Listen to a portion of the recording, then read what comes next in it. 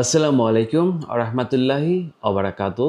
সমস্ত বাংলাদেশে আলোচনার জন্ম দিয়েছিল পলাশবাড়ির রাম মন্দির। সেই ৮১ ফুট উচ্চতার রাম মন্দির নির্মাণের উদ্যোগের মাধ্যমে আলোচনা আসা হার্দিশ চন্দ্র তরুণী দাসকে মানি লন্ডারিং প্রতিরোধ আইনের একটি মামলায় ৪ দিনের রিমান্ড মঞ্জুর করেছে আদালত।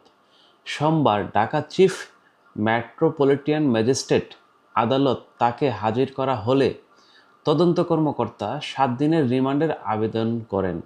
উভয় পক্ষের শুনানি শেষে আদালত ৪ দিনের রিমান্ড মঞ্জুর করেন। তদন্তকারী সংস্থার দাবি, প্রাথমিক অনুসন্ধানে হার্দিশ চন্দ্রের বিভিন্ন ব্যাংক হিসাব, মোবাইল আর্থিক সেবার মাধ্যমে বিপুল পরিমাণ অর্থ লেনদেনের তথ্য পাওয়া গেছে। তাদের অভিযোগ, হুন্ডির মাধ্যমে দেশি বিদেশি অর্থ পাচারের সঙ্গে তার সম্পৃক্ততা থাকতে পারে। তাই অর্থের উৎস, অর্থদাতাদের পরিচয় এবং অন্য কোনো ব্যক্তি বা প্রতিষ্ঠান সম্পৃক্ততা রয়েছে কিনা তা জানতেই তাকে রিমান্ডে নিয়ে জিজ্ঞাসাবাদের প্রয়োজন মনে করছে গোয়েন্দা সংস্থা। এখন আসি মূল প্রশ্নে। আপনারা সবাই হয়তো জানেন সেই পলাশবাড়ির ৮১ ফুট রাম মন্দির উচ্চতাকে সে নির্মাণ করছিল সেই রাম মন্দিরটি। কিন্তু এই রাম মন্দিরকে ঘিরে বাংলাদেশে অনেক সমালোচনা তৈরি হয় তখনকার প্রেক্ষাপটে। কিন্তু সরকার এই বিষয়টি পুঙ্খানুপুঙ্খানুভাবে খতিয়ে সেই ব্যক্তিকে গ্রেফতার করে। যেই ব্যক্তি এটার মূল হোতা ছিল, মানে এটার উদ্যোক্তা ছিল, তাকে গ্রেফতার করে এবং তার ব্যাংকে বিপুল পরিমাণ অর্থ আদান প্রদানের তথ্য মিলেছে। তাই তাকে সন্দেহভাজনভাবে গ্রেফতার করে রিমান্ডে নিয়ে জিজ্ঞাসাবাদ করছে এই অর্থের উৎস কি, কোথায় থেকে এসেছে। এখন এবং শুধু তাই নয়, বাংলাদেশকে হুমকি দেওয়া হয়েছিল সেই অঞ্চলকে ইন্ডিয়া দখল করে নেবে এবং রামের অস্তিত্ব বাংলাদেশে কোথাও ওইভাবে নেই। রাম মন্দির কোথাও বাংলাদেশে নেই, শুধু ইন্ডিয়াতে বিজেপি সমর্থিত যে রাজনৈতিক দলগুলো আছে তারা রামের পূজা করে বা রামকে তারা ভগবান হিসাবে মানে। কিন্তু বাংলাদেশের প্রেক্ষাপটে আমরা ছোট থেকে বড় হয়েছি, যা দেখেছি কৃষ্ণ, রাধা, অন্যান্য যে তাদের ধর্মীয় গড আছে তাদেরকে তারা পূজা করতো, বা কালী, এই ধরনের ইয়াগুলোকে। কিন্তু হঠাৎ করেই কেন রাম মন্দির নির্মাণ করতে হবে সেই পলাশবাড়িতে? এর পিছনে গভীর ষড়যন্ত্র কাজ করছে।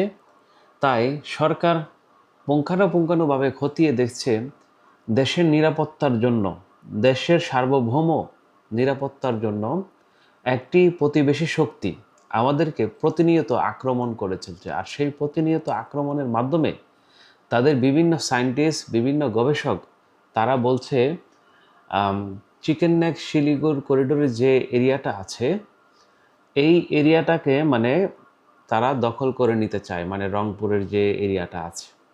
এখন তারা চিকেন নেকের নিরাপত্তার জন্য আমাদের এই অঞ্চল প্রথমেই বলেছিল $12 বিলিয়ন দিয়ে এই জায়গাটা তারা কিনে নিবে, ১ নাম্বার। ২ নাম্বার হচ্ছে তারা বাংলাদেশে যদি $12 বিলিয়ন বিক্রি না করে তাহলে তারা জোরপূর্বক বল প্রয়োগ করে সেনাবাহিনী মোতায়েন করে সেটা দখল করে নেবে। তাই আমি ওই সায়েন্টিস্টকে বলছি, বাংলাদেশের মানুষ কি আঙ্গুল চুষবে নাকি ললিপপ চুষবে? প্রিয় ভাই, তুমি যদি আমার দেশের জন্য হুমকি হও, আমরা তোমার দেশের জন্য হুমকি হতে ২ মিনিট দ্বিধাবোধ করব না। প্রথমে নিজের মাকে রক্ষা করতে হবে। নিজের মা থাকলে সন্তান বেঁচে থাকবে, মা না থাকলে সন্তান বাঁচবে না। একটা কথা মনে রাখবেন, আপনার মাটি, আপনার ঘর যদি না থাকে তাহলে আপনার অস্তিত্ব থাকবে না। আর এই ধরনের উগ্র যারা আছেন তাদেরকে আমরা সতর্ক করে দিচ্ছি, আমরা কিন্তু আপনাদেরকে ছেড়ে কথা বলবো না বা ছেড়ে দেব না। রাষ্ট্রপক্ষ অবশ্য জানায় ধর্মীয় প্রতিষ্ঠানের আড়ালে অর্থ আত্মসাৎ বিদেশে অর্থ পাচারের বিষয়ে তাদের কাছে সুনির্দিষ্ট তথ্য রয়েছে। এসব অভিযোগের সত্যতা যাচাই এবং পুরনো ঘটনার রহস্য উদ্ঘাটনের জন্য রিমান্ডে জিজ্ঞাসাবাদ অত্যন্ত গুরুত্বপূর্ণ।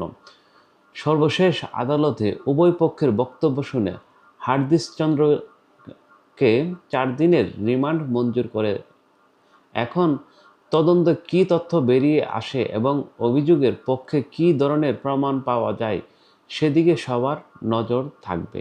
তবে মনে রাখবেন, জরুরি তদন্ত শেষ হওয়ার আগে এবং আদালতের অভিযোগ প্রমাণিত না হওয়া পর্যন্ত আইন অনুযায়ী কোনো অভিযুক্ত ব্যক্তিকে দোষী বলা যায় না। হ্যাঁ, যতক্ষণ ওই ব্যক্তি দোষী প্রমাণিত না হবে ততক্ষণ তো আমরা ওনাকে দোষী বলছি না, কিন্তু উনি যে উদ্যোগ নিয়েছেন, উনি যে দুঃসাহস দেখিয়েছেন বাংলাদেশে রাম মন্দির নির্মাণ করে, দেখেন ধর্মীয় স্বাধীনতা প্রত্যেকটা লোকের আছে, আমার যেমন আছে আপনারও আছে, কিন্তু আপনার ইন্টেনশন যদি থাকে ভিন্ন, যে আপনি এখানে একটি ধর্মীয় বিভাজন তৈরি করতে চান বা ধর্মীয় দাঙ্গা সৃষ্টি করতে চান, সেটা কিন্তু কোনো দেশ গ্রহণ করবে না।